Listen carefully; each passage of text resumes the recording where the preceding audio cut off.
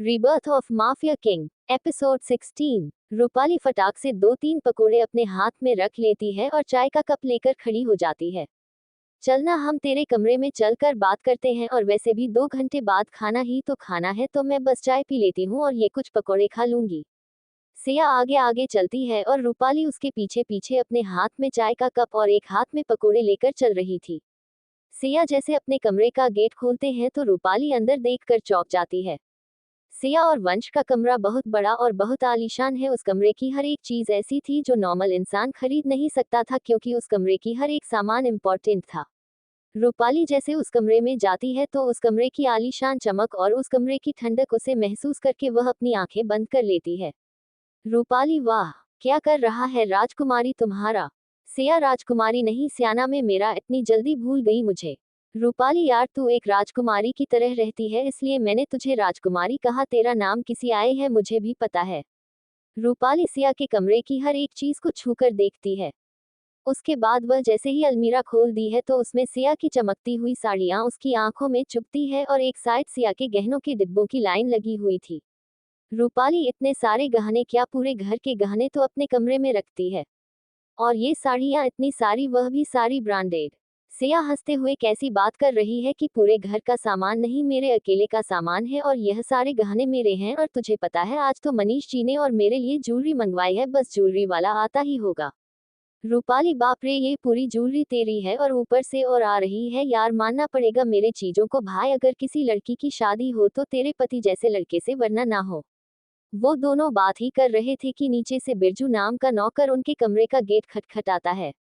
सिया, कौन है? बिरजू, छोटी भाभी मैं हूँ बिरजू, नीचे जवेरी भाई साहब आए हैं और आपको बुलाने का कह रहे हैं।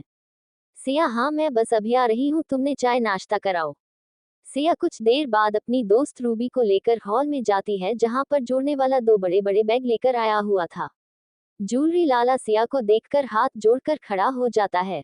ज्वेलरी वाला, नमस्ते भाभी जी। नमस्ते भाभी जी, कब से इंतजार कर रहे हैं हम आपका। वंश भैया ने खासतौर पर आपके लिए दुबई से इंपोर्टेड ज्वेलरी मंगवाई है, और आप हो ही इतनी सुंदर कि आपके ऊपर कुछ भी अच्छा ही लगेगा। सिया मुस्कुराती है और अपनी दोस्त रूपाली को भी अपने साथ ज्वेलरी वाले के सामने बिठाती है। ज्वेलरी वाला अपने दोनों बैग खोल लेता है और उन दोनों बैग में करीब 50-60 से ऊपर ज्वेलरी के बॉक्स थे। वो एक एक करके सारे शानदार शानदार ज्वेलरी उनके सामने खोलकर रखता जाता है। घर में ज्वेलरी वाला आया है ये सबको पता चल जाता है और सब लोग अपने अपने कमरे से बाहर आ जाते हैं। सारे नौकर अपना काम छोड़कर ज्वेलरी देखने के लिए खड़े हो जाते हैं। ज्वेलरी वाला, भाभी जी यह सारी ज्वेलरी मैं खास आपके लिए लाया हूँ। वंश भैया ने मुझसे जितनी ज्वेलरी कहा था मैं सारी ले आया हूँ, तो आप ये सब रखेंगी या फिर कुछ हटाना चाहती हैं इनमें से। रूपाली, जहाँ सिया तू ये पूरी ज्वेलरी रखेगी? मतलब इतना सारा ज्वेलरी सब तेरे लिए? यार इतनी जरूरी तो किसी ज्वेलरी वाले दुकान पर भी नहीं होती है जितने तेरे पास पहले से है, और अब ये भी। चांदनी की नजरें ज्वेलरी पर थी, उस ज्वेलरी की चमक चांदनी की आंखों में सीधे चुभ रही थी। किस्मत तो सिया ने पाए है, ना चाहते हुए भी शादी हो गई और ऊपर से रानियों की तरह राज कर रही है, और एक मैं फटीचर वीर से शादी कर ली और अब उसके बच्चे की माँ बनने वाली हूँ। तब भी मुझे एक मंगलसूत्र भी नहीं मिला, और मुझे उम्मीद भी नहीं है कि वो फटीचर मुझे कुछ जिंदगी में दिला पाएगा। पता नहीं मेरी अक्ल पर पत्थर पड़े थे या फिर जहाँ हो गया था मुझे उस टाइम, जो मैं अपने आप को रोक ही नहीं पाए। दूसरी तरफ रानी की नजरों में भी सिर्फ यह नहीं गहने दिख रहे थे, उसने तो ख्वाब देख लिए थे कि यह सब गहने उसके हैं, और वह गहनों से लदी हुई एक रानी की तरह अपने कमरे में पैर फैलाकर बैठी है। रानी, वैसे ठाकुर साहब ने भी मुझे कोई कमी नहीं छोड़ी है, पर फिर भी नए नए गहनों को देखकर मन ललचा ही जाता है। अब घर में ज्वेलरी वाला आया है तो क्यों ना मैं भी लगे 1-2 चीज ले ही लूं। ज्वेलरी वाला जैसे ही रानी के मुंह से ये सुनता है तो वो तुरंत मना कर देता। ज्वेलरी वाला, 1 मिनट बहन जी, पर एक वंश भैया ने सिर्फ भाभी जी के लिए भेजा है, उन्होंने मुझसे किसी और के लिए खरीदने के लिए नहीं कहा था, तो मैं इसे कैसे आपको दे दूं। सिया, वो वंश जी भूल गए होंगे ये कहना, छोटी सासू माँ आपको जो लेना है आप ले लीजिए, मैं वंश जी को बता दूंगी। माँ जी आप भी लीजिए ना, और रूपाली तुम भी अपने लिए कुछ पसंद कर लो। वंश जी ने मुझसे कहा था कि तुम पहली बार घर आ रही हो, इसलिए हमारी तरफ से वह तुम्हें कुछ देना चाहते हैं। सिया, वो वंश जी भूल गए होंगे ये कहना, छोटी सासू माँ आपको जो लेना है आप ले लीजिए, मैं वंश जी को बता दूंगी। माँ जी आप भी लीजिए ना, और रूपाली तुम भी अपने लिए कुछ पसंद कर लो। वंश जी ने मुझसे कहा था कि तुम पहली बार घर आ रही हो, इसलिए हमारी तरफ से वो तुम्हें कुछ देना चाहते हैं। रूपाली सिया के मुंह से ये सुन के बहुत खुश होती है। तू भी कुछ ले ले, क्योंकि लड़कियों को चाहे कितने ही गहने दिला दो या फिर कितनी शॉपिंग करा दो, उनका मन कभी नहीं भरता। रूपाली बिना टाइम गवाहे फटाक से सबसे बड़े वाले सेट पर हाथ रख देती है और उसे उठाकर अपने गले पर लगाकर देखने लगती। दूसरी तरफ रानी भी अपने मनपसंद ज्वेलरी पर हाथ रख देती और उसे उठा लेते हैं। सिया ज्वेलरी में से 2 सेट निकालती है और उन्हें अपने पास रखती है। रूपाली कितना सुंदर है ना ये सेक्सी, अपनी शादी में ऐसे ही पहनूं, और तूने मजदूरी सेट क्यों लिए, ये सब कुछ तेरा है तो तू सब कुछ रखना। सिया अरे मैंने मेरे लिए नहीं नहीं है, एक सेट चांदनी के लिए है और एक सेट आरुषि के लिए, वह भी से देखकर बहुत खुश हो जाएगी और मेरे पास बहुत कुछ है तो मुझे अभी किसी चीज की जरूरत नहीं है। चुनरी वाला सिया के मुंह से ये सुनकर कि मुझे किसी चीज की जरूरत नहीं है, वह झट से वंश को फोन करता है और सिया की बातें बताता है। वंश ज्वेलरी वाले से कहता है कि आपके पास जितनी भी ज्वेलरी है वह सब सिया के कमरे में रखवा दीजिए और वहां से निकल जाए। ज्वेलरी वाला अपने साथ एक असिस्टेंट लेकर आया था, उसका ठाकुर निवास में आना जाना लगा ही रहता था। ज्वेलरी वाला अपने असिस्टेंट से, ज्वेलरी वाला जाओ ये जितने भी सेट बच्चे हैं ये सब सिया भाभी के कमरे में रखवा दो, ये वंश भैया का ऑर्डर है। असिस्टेंट अपनी जगह से उठता है और एक एक करके दोनों बैग सिया के कमरे में रखाता है। सिया अरे अरे क्या कर रहे हैं आप, ये सब मेरे कमरे में क्यों रख रहे हैं। ज्वेलरी वाला भाभी जी वह क्या है ना कि हम वंश भैया का ऑर्डर कभी नहीं टालते और यौन का ऑर्डर है कि यह सारे गहने आपके कमरे में रखा जाए क्योंकि उन्होंने आपके लिए खरीद लिए हैं। सिया ओहो, अब मैं इतनी सारी ज्वेलरी कहाँ रखूंगी। ज्वेलरी वाला ज्वेलरी या रखकर चाय पीकर घर से चला जाता है। सब लोग अपने अपने कमरे में चले जाते हैं और अपने अपने गहने पहनकर देखते हैं। सिया रूपाली तू रूम में जा, मैं बस 1 मिनट में आई ये चांदनी को देखकर। रूपाली हाँ ठीक है पर जल्दी आ जाना तू। रूपाली सिया के कमरे की तरफ चली जाती है और जिया चांदनी के कमरे की तरफ, जहां पर चांदनी और वीर एक दूसरे को हक करके लेटे हुए थे।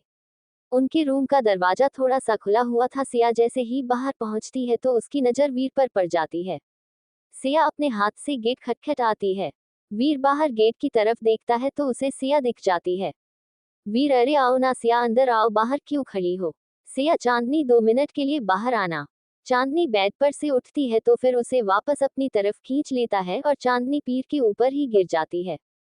चांदनी अरे क्या कर रहे हो, छोड़ो, बाहर खड़ी है। चांदनी फिर से उठने की कोशिश करती है तो इस बार भी है उसे फिर से खींच लेता है और इस बार चांदनी के लिप्स वीर के लिप्स से जाकर चिपक जाते हैं और वीर चांदनी को किस करने लगता है, खींचने लगता है और अपनी जीभ को चाहने की चिप से टच करके हिलाने लगता है। सिया चुपचाप कमरे के बाहर खड़ी हुई थी, वो चांदनी का इंतजार कर रही थी पर चांदनी 5 मिनट तक बाहर नहीं आती तो सिया फिर से गेट खटखटाती है। चांदनी वीर को धक्का देती है और उठकर बाहर जाती है। सिया किलो चांदनी वह घर पर ज्वेलरी वाला आया था और सबने कुछ ना कुछ लिया तो मैंने तुम्हारे लिए भी कुछ ले लिया, मैं आशा करूंगी कि तुम्हें अच्छा लगे। सिया इतना कह के वहां से चली जाती है। चांदनी उस ज्वेलरी के डब्बे को लेकर वापस कमरे में जाती है और कमरे का गेट लगा लेती है। अंदर जाकर चांदनी सबसे पहले उस डब्बे को खोलकर देखते हैं तो उसकी आंखें चमक उठती है क्योंकि उस डब्बे के अंदर हीरे का सेट था। चांदनी ने पहली बार हीरा देखा था और वो भी उसके गले में सजने के लिए था। चांदनी मन में सोचती है सिया कितनी अच्छी है ना, मैंने उसके साथ क्या कुछ नहीं किया फिर भी वो हमेशा मेरे बारे में सोचते हैं, सबके बारे में सोचती है। वीर बेड पर से उठता है और चांदनी के हाथ से उस डब्बे को पकड़कर टेबल पर रख देता है और चांदनी को अपनी बाहों में उठाकर बेड पर ले जाता है। चांदनी मन में सोचती है सिया कितनी अच्छी है ना, मैंने उसके साथ क्या कुछ नहीं किया फिर भी वो हमेशा मेरे बारे में सोचते हैं, सबके बारे में सोचती है। वीर बेड पर से उठता है और चांदनी के हाथ से उस डब्बे को पकड़कर टेबल पर रख देता है और चांदनी को अपनी बाहों में उठाकर बेड पर ले जाता है। अरे क्या कर रहे हो आप, रात भर करने के बाद भी आपका मन नहीं भरा क्या। वीर नहीं, मेरा मन तुम्हारे लिए कभी नहीं भरता, मेरी जाने मन, मेरा बस चले तो मैं तुम्हें खा जाऊं। वीर अपने एक हाथ से चांदनी के ब्रेस्ट को जोर से दबाता है और चांदनी की जैसे ही आह निकलती है तो वीर अपनी जीभ उसके मुंह में डाल देता है और उसके लिप्स को सक करने लगता है। चांदनी अपने हाथ से वीर को पीछे धक्का देंगे लगती है तो भी उसके दोनों हाथों को अपने हाथों के नीचे पकड़ लेता है और उसके ब्लाउज को अपने हाथ से ऊपर करता है और उसके निप्पल को धीरे से अपने मुंह में रखता है, खींचता है। चांदनी आहा, दर्द हो रहा है, धीरे करो। वीर धीरे करूंगा तो मजा कैसे आएगा, बोलना है। चांदनी के हाथों पर से हटाता है और चांदी के दोनों ब्रेस्ट उसके ब्लाउज से बाहर निकाल लेता है। वीर अपने हाथों से चांदनी के बड़े बड़े ब्रेस्ट को पकड़ के दबाता है जिससे चांदनी के ब्रेस्ट और बाहर आ जाते हैं। फिर वीर एक एक करके दोनों को चूसने लगता है। चांदनी भी वीर केसर को सहला रही थी, ऐसा फील कर रही थी जैसे कि वह एक बच्चे को दूध पिला रही हो। वह भी अपने चेस्ट को उठा उठा कर वीर के मुंह में डाल रही थी और उसके सर को अपनी ब्रेस्ट की तरफ और दबा रही थी। चांदनी एम्पियर को नीचे करती है और खुद उसके ऊपर जाकर बैठ जाती है। वह अपने हाथों से वीर की शर्ट को खोल देती है और फिर उसकी चीज को उतारती है। वीर अपना हाथ चांदनी की कमर पर लेकर जाता है और उसके घाघरे को उतार कर फेंक देता है। फिर वह उसके ब्लाउज को खींचकर फाड़ देता है। चांदनी में गिर को धक्का देती है तो वीडियो बेड पर लिख जाता है। उसके बाद चांदनी अपने प्रेस को अपने हाथ से पकड़ के वीर के मुंह में डालती है। वीर के मुंह में जैसे ही चांदनी का ब्रेस्ट आता है, वीर उसे चूसने लगता है। वीर जाने के निप्पल को जोर जोर से चूसता है। जब चांदनी देखती है कि वीर चांदनी में खो चुका है तो चांदनी उसके मुंह से अपने ब्रेस्ट को वापस खींच लेती है। वीर अपनी आंखें खोलकर चांदनी के ब्रेस्ट को पकड़कर अपने मुंह में वापस भर लेता है। चांदनी फिर से देखती है कि वीर अपनी आंखें बंद करके कितने प्यार से उसके ब्रेस्ट को चूस रहा है, तो फिर से उसके मुंह से खींच लेती है।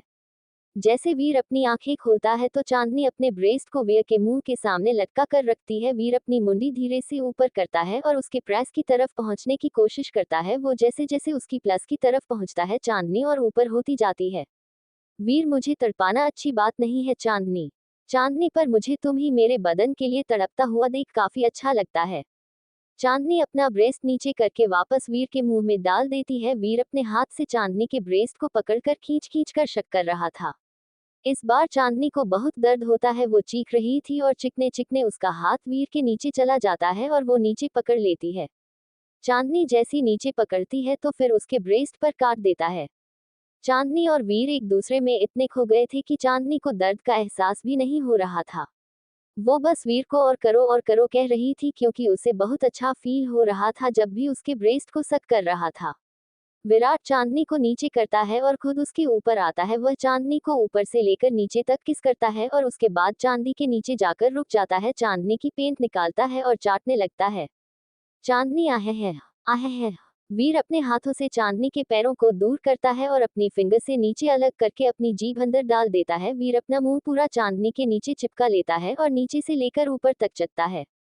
कुछ देर वीर जाने के बाद अपनी जीभ को नुकीली बनाकर अंदर डालता है। वो चांदनी के अंदर तक अपनी जीभ डाल नहीं पा रहा था, इसलिए चांदनी को हाथों से पकड़कर और नीचे लाता है और उसके पैरों को बहुत दूर दूर करके अपना मुंह थोड़ा तिरछा करता है और फिर अपनी जीभ को नुकीली बनाकर और अंदर डालता है। वीर अपनी जीभ और अपना मुंह दोनों चांदनी के नीचे अंदर करने लगता है। चांदनी अपने हाथों से वीर के बालों को सहला रही थी और एक हाथ से बेड की चादर को मोड़ रही थी। वीर अपनी जीभ और अपना मुंह दोनों चांदनी के नीचे अंदर करने लगता है। चांदनी अपने हाथों से वीर के बालों को सहला रही थी और एक हाथ से बेड की चादर को मोड़ रही थी। थोड़ी देर बाद वीर ऊपर आता है और चांदनी को अपने ऊपर लेटा लेता है। वीर अपनी कड़क आवाज में, वीर जाओ नीचे जाओ। चांदनी धीरे धीरे नीचे जाती है और अपने हाथ से वीर के नीचे टच करती है तो उसे नीचे बहुत सॉफ्ट सॉफ्ट और छोटा सा फील होता है। चांदनी बहुत छोटा है। वीर अपने हाथ से सहलानी रहो और उसके बाद देखो कमाल। चांदनी 2-4 मिनट अपने हाथ से सहलाती है और थोड़ी देर के बाद चांदनी अपनी आंखें बड़ी बड़ी करके कहती है, चांदनी इतना बड़ा। वीर चांदनी को खुद नीचे कर देता है और उसके ऊपर आकर चांदनी के पैरों को पकड़कर उसे अपनी साइड खींचता है। चांदनी धीरे बहुत दर्द होता बीएफ चांदनी के ब्रेस्ट को एक हाथ से पकड़ता है और उसके लिप्स पर किस करते हुए चांदनी के ऊपर चढ़ जाता है। वो अपनी फिंगर नीचे ले जाकर चांदनी के अंदर धीरे से डालता है। चांदनी अपने पैर और दूर कर लेती है। बियर अपनी नशीली आंखों से चांदनी की तरफ देखता है और धीरे से अपनी 2 फिंगर इंसर्ट करता। चांदनी आहा है धीरे। वीर चांदनी की आह है सुन के और जोश में आ जाता है। चांदनी अपना हाथ वीर पे से हटाकर अपने तकिए को कसकर पकड़ लेती है, क्योंकि वीर अब शुरू होने वाला था। के पैर को और दूर करके नीचे के करीब लेकर आता है और एक तरफ चांदनी के निप्पल को अपनी उंगलियों से दबाता है। वीर शुरू होने वाला था कि उनके कमरे का गेट खटखटा जाता है। दोनों उठकर अपने कपड़े जल्दी जल्दी हड़बड़ी में पहनने लगते हैं। वीर दरवाजा खोलने जाता है तो चांदनी पीछे से रोक देती है। चांदनी, क्या कर रहे हो? यह मेरा कमरा है, अगर तुम गेट खोलोगे तो सबको शक नहीं हो जाएगा। चांदनी गेट खोलत है तो शाम में आरुषि खड़ी हुई थी। चांदनी आरुषि को देखकर दंग हो जाती है, क्योंकि आरुषि तो 2 दिन के बाद आने वाली थी। चांदनी, आप यहाँ? आरुषि, हेलो मैडम, शायद तुम भूल रही हो कि यह घर मेरा है, तो मैं इसी घर में मिलूंगी ना। वैसे रात के खाने का टाइम हो रहा है और तुम महारानी की तरह अपने कमरे का गेट लगाकर अंदर क्या कर रही हो? चलो, खाना नहीं बनाना है क्या? चांदनी आरुषि के मुंह पर जवाब देने वाली थी कि वह प्रेग्नेंट है इसलिए कोई काम नहीं करेगी, पर उसे याद आता है कि आरुषि को अभी इस बारे में कुछ पता नहीं है, इसलिए वो चुपचाप अपने कमरे का दरवाजा लगाकर आरुषि के साथ खाना बनाने चली जाती है। रास्ते में आरुषि, वैसे मैंने सुना कि पुनिया हॉस्पिटल चली गई है, कुछ पता चला कि तुम्हारी दीदी को लड़का हुआ है या लड़की? चांदनी, अभी तो कुछ पता नहीं सोना है, पर जैसे ही पता चलेगा मैं आपको बता दूंगी। आरुषि, वैसे सिया कहाँ है? आज ना ही तुम दिखी किचन में और ना ही सिया। चांदनी, वो सिया भाभी की कोई बचपन की दोस्त आई है रूपाली, तो वो कमरे में है उनके साथ। आरुषि, क्या रूपाली दीदी आई है राजस्थान से? आरुष इतना कहकर बिना कुछ सोचे सिया की कमरे की ओर दौड़ जाती है। रसिया के कमरे का गेट खोलकर अंदर पहुंच जाती है। रूपाली और सिया आपस में बात कर रही थी कि तभी वहां पर आरुषि को अचानक से देखकर दोनों खड़ी हो जाती है। रूपाली, आरुषि तू यहाँ, और कितनी बड़ी हो गई है तू? एक मिनट, तेरी मांग भरी हुई है। तूने साड़ी पहनी और गले में मंगलसूत्र, मतलब तूने शादी कर लिया, वह भी इतनी छोटी उम्र में। आरुषि, रूपाली दीदी मुझे सांस तो लेने दीजिए, आप एक साथ इतने सारे सवाल करेगी? आरुषि, हाँ, मेरी इस घर के बड़े बेटे बीरदेव ठाकुर के साथ शादी हो गई है। अब आपकी आरुषि छोटी नहीं है, बहुत बड़ी हो गई है, और आपकी बेस्ट फ्रेंड सिया की जेठानी हूँ मैं। रूपाली सिया की तरफ देखती है। रूपाली, सिया ये क्या है और तूने मुझे क्यों नहीं बताया? अच्छा, मुझे अब समझ में आया कि तूने आरुषि के नाम का गिफ्ट संभाल के क्यों रखा था। सिया, मुझे टाइम ही नहीं मिला रूपाली, और फिर वह ज्वेलरी वाला आ गया तो उसमें मेरे दिमाग से ही निकल गया तुझे आरुषि की शादी के बारे में बताने का। आरुषि, कौन सा गिफ्ट और ज्वेलरी वाला घर पर आया था? सिया अपनी अलमारी से तुरंत आरुषि के लिए जो ज्वेलरी ली थी वो निकालकर आरुषि के हाथ में रखती है। सिया, देख आरुषि, मैंने तेरे लिए फेवरेट व्हाइट डायमंड की ज्वेलरी ली है, तुझे बचपन से ही व्हाइट डायमंड पहनने का बहुत शौक था ना, इसीलिए मैंने सबसे बड़ा डायमंड का सेट तेरे लिए निकाल कर रखा था। आरुषि, सिया, तुम्हें कितनी बार कहना पड़ेगा कि मुझे आरुषि मत कहा करो, मैं तुम्हारी जेठानी हूँ। और कब तक मैं तुम्हें समझाऊं? मैं आखिरी बार बता रही हूँ कि मुझे मेरे नाम से मत बुलाया करो। रूपाली आरुषि और सिया को देख रही थी, उसे उसकी आंखों पर यकीन नहीं हो रहा था कि यही दो बहनें हैं जो एक दूसरे के ऊपर अपनी जान छिड़कती थी और आज दुश्मनों की तरह रह रहे हैं।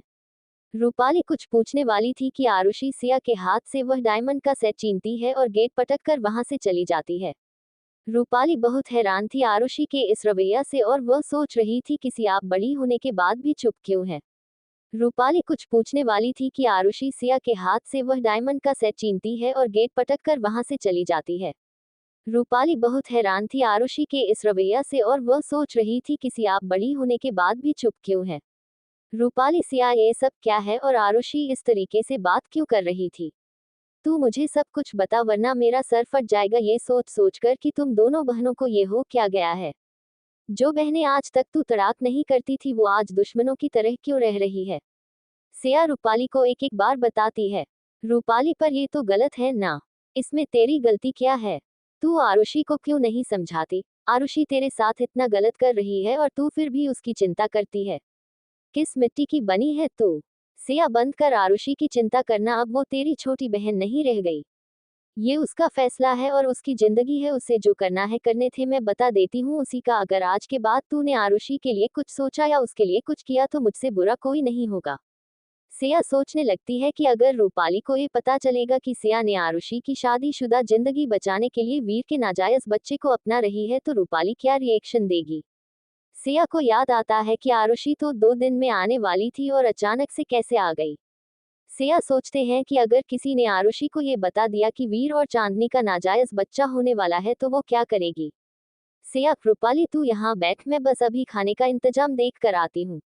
सिया रूपाली को कमरे में छोड़कर नीचे चांदनी के पास जाती है। वह जैसी हॉल में पहुंचती है तो उसे चांदनी रमा दोनों किचन में दिख जाती है। वह वहां जाकर किचन का दरवाजा लगा देती है।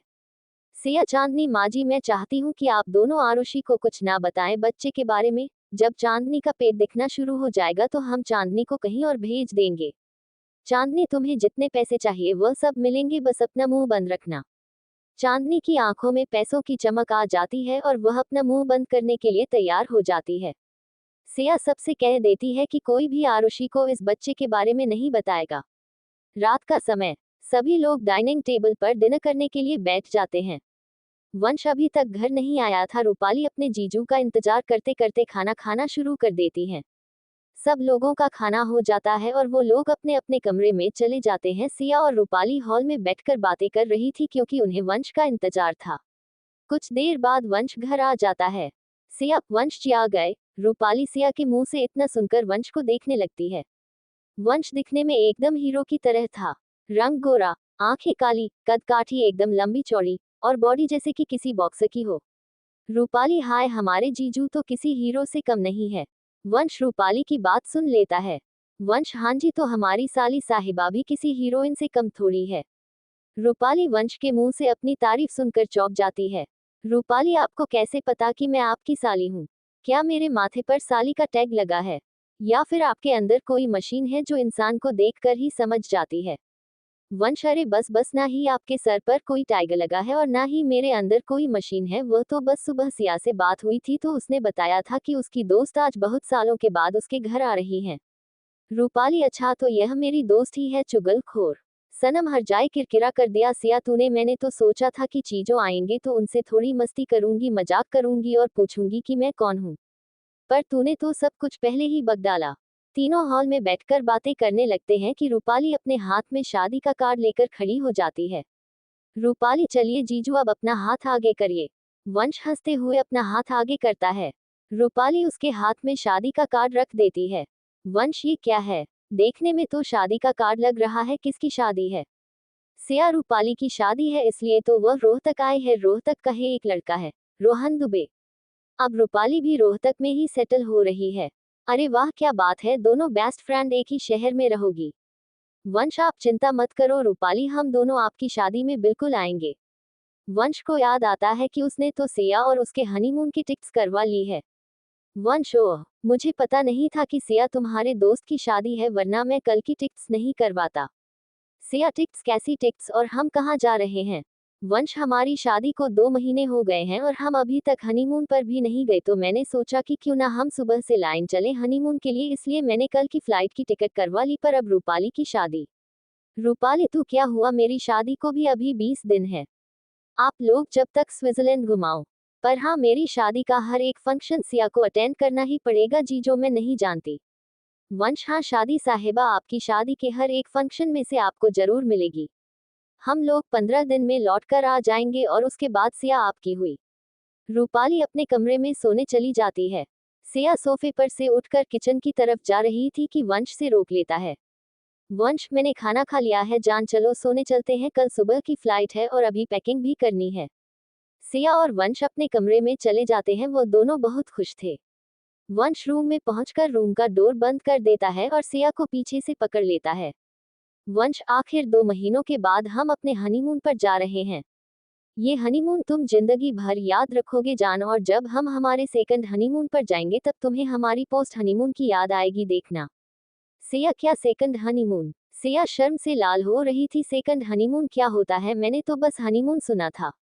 वंश सिया को अपनी बाहों में भर लेता है और उसके गुलाबी गुलाबी लिप्स के ऊपर अपने लिप्स सेक्स देता है और अपनी गर्दन टेढ़ी करके सिया के होठों का रस चूसने लगता है। कुछ देर बाद वंश सिया को छोड़ता है।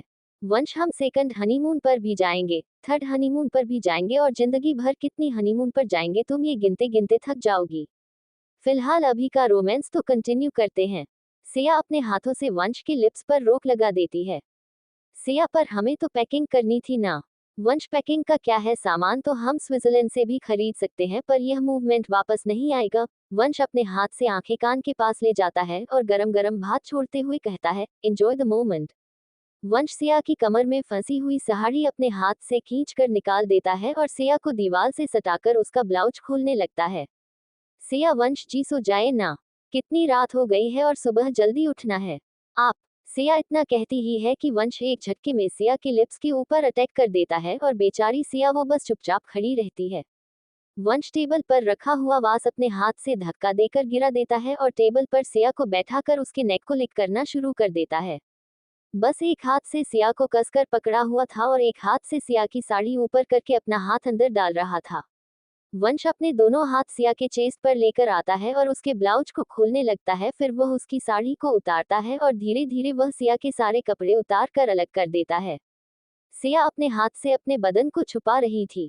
वंश, अरे अभी भी मुझसे शर्मा होगी। वंश सिया को अपनी गोद में उठा था और बेड पर जाकर धक्का दे देता है। अब वंश एक एक करके अपने कपड़े उतारता है और सिया अपनी आंखें बंद करके अपने हाथों को ब्रेस्ट पर रखकर लेटी हुई थी। वंश अपने सारे कपड़े उतारने के बाद सिया के हाथों को उसके ब्रेस्ट पर से दूर करता है और उसके ऊपर आकर ले जाता है। वंश सिया के ब्रेस्ट को धीरे धीरे दबाना शुरू करता है और सिया को किस करना। वंश किस करते करते धीरे धीरे अपनी जीभ सिया के मुंह के अंदर एंटर कर रहा था। अब वह अपनी पूरी जीभ से सिया के मुंह के अंदर एक्सप्लोरर कर रहा था। वंशिका के लिप्स छोड़ देता है और उसके ब्रेस्ट पर आ जाता है। उसके ब्रेस्ट को अपनी उंगलियों से दबाता है और जैसे ही सिया को दर्द शुरू होता है तो वो ब्रेस्ट को अपने मुंह में रखकर चूसने लगता है। सिया के गोरे गोरे ब्रेस्ट अब लाल हो चुके थे और वंश को सिया के लाल लाल ब्रेस्ट बहुत पसंद है। सिया के ब्रेस्ट पूरे गीले हो चुके थे क्योंकि वंश ने उन्हें चूस चूस कर अपने सलाइवा से गिला कर लिया था। वंश जोर जोर से सिया के ब्रेस्ट को सक करने लगा था। वंश जैसे ही सिया के ब्रेस्ट को मुंह में रखता और फिर उसके निप्पल को चूसता, थोड़ी देर बाद मांस उसके निप्पल को खींचता। सिया के निप्पल वंश जैसे ही खींचता, सिया भी बेड पर से अपने चेस्ट को थोड़ा सा उठाती और आहें भरती है। अब वंश दूसरे निप्पल पर जाता। वह निपाल बहुत कड़क था। वंश पहले उसे अपनी उंगलियों से दबाता और उसके बाद अपने मुंह में रख लेता। वह फिर से सिया करने वालों को चूस रहा था और थोड़ी देर बाद उन्हें अपने लिप्स में दबाकर खींचता। वर्षा के निप्पल बहुत देर तक सोचता रहता और सिया अपने हाथ कभी तकिए पर रखती तो कभी बेडशीट अपनी मुट्ठी में भर लेती, कभी वंश के सर को सहलाती तो कभी अपने बाल पकड़ लेती। 1 घंटे तक वंश सिया के निप्पल को चूसता और सिया के लाल चेहरे को निहारता। सिया, आहे है, मुझे दर्द हो रहा है, छोड़िए ना। वंश सिया के कराने की आवाज को इग्नोर करता है और अपना हाथ सिया के पेट पर घुमाते हुए नीचे लेकर जाता है। जैसे ही सिवा कोई और होता है कि वह अपना हाथ नीचे लेकर जा रहा है तो उसका हाथ पकड़ लेती। वंश, रोको मत मुझे, बस फिल करो। सिया अपने मुंह पर हाथ रख लेती है और वो अपनी फिंगर सिया के अंदर इंसर्ट कर देता है और सिया की चीख निकल जाती है। रूपाली को रात में प्यास लगती है और वह अपने कमरे में देखती है तो जग में पानी नहीं था, इसीलिए वह इतनी रात में उठकर किचन से पानी लेने के लिए जाती है। गेस्ट रूम और सिया का रूम बिल्कुल पास पास में होते हैं। जैसे ही वह अपने कमरे से निकल रही थी तो उसे सिया के कमरे से कुछ आवाज आती है। जैसे ही वो गेट के पास पहुंचती है तो उसे बाहर सिया के चीखने और कराहने की आवाज आती है। ये कैसी आवाज आ रही है सिया के कमरे से? रूपाली अपना कान लगाकर उसके गेट के पास सुनती है। उसे सिया के चीखने की आवाज होते हैं तो उसे सिया की आवाज सुनाई देती है। सिया बार बार वंश जी बस करिए, वंश जी बस करिए कह रही थी। अच्छा, तो ये पति पत्नी वाली आवाज है, इसका मतलब इतना दर्द होता है। हाय रूपाली, कुछ टाइम बाद तुझे भी अब दर्द होगा और तू भी सिया की तरह ही चिल्लाएगी। रूपाली अपने कमरे में वापस आ जाती है। वंश अब एक फिंगर के बदले 2 फिंगर इंसर्ट करने लगता है। जैसे ही वंश अपनी फिंगर सिया के अंदर इंसर्ट करता तो सिया अपने नीचे का भाग ऊपर उठा लेती और चीखती। वंश अपने फिंगर अंदर ले जाकर फिंगर को हिलाने लगता है जिससे सिया को गुदगुद और अजीब सा एहसास होता है।